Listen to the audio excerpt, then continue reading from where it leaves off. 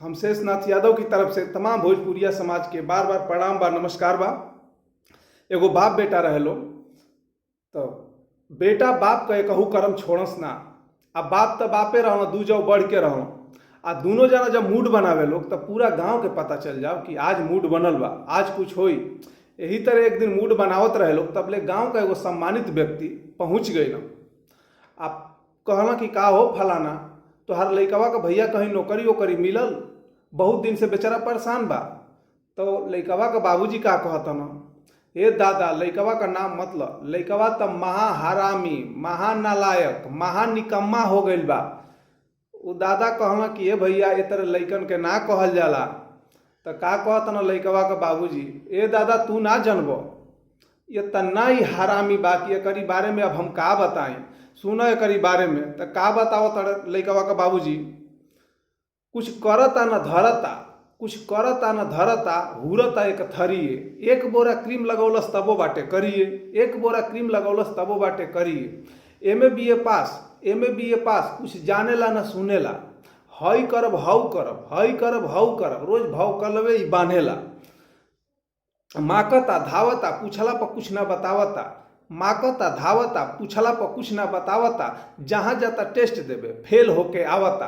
आर कौन हम ही, लइकवा का बाबूजी कहता ना कि आर कौन हम ही, छुअत नहीं खे फरुहा चाहे कुदरिए। एक बोरा क्रीम लगौलस तबो बाटे करिए, एक बोरा क्रीम लगौलस तबो बाटे करिए।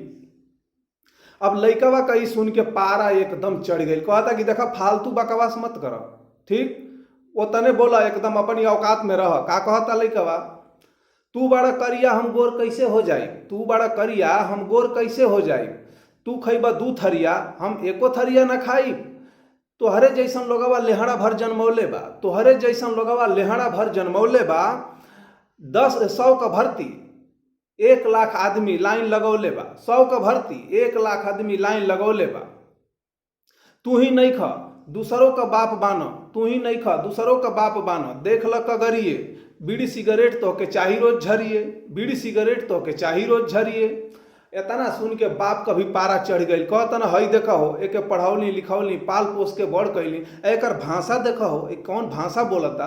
का कहता ना लइकवा का बाबूजी, ई लइका ना बाप बन के हमार बतियावता, ई लइका ना बाप बन के हमार बतियावता। का करी सेवा गिरला पर, का करी सेवा गिरला पर अबे जब धकियावता।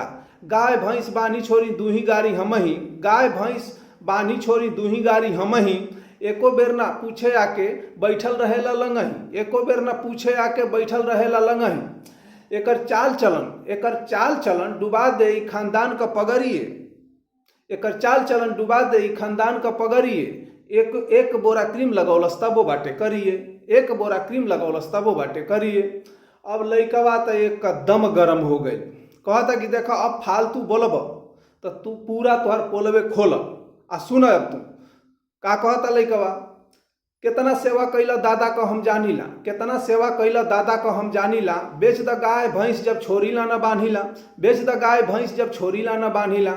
शरम नइखे दारू पी के कपड़ा अपन फाड़ेल, शरम नइखे दारू पी के कपड़ा अपन फाड़ेल। आ झूठे पर झूठ तू ही दूहे लया गारेल, झूठे पर झूठ तू ही दूहे लया गारेल।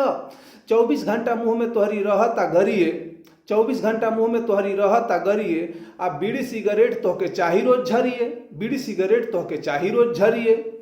अब उ दादा से कहता ना लइकवा का बाबूजी कि ये दादा अब तू ही समझावे के तू ही बताव।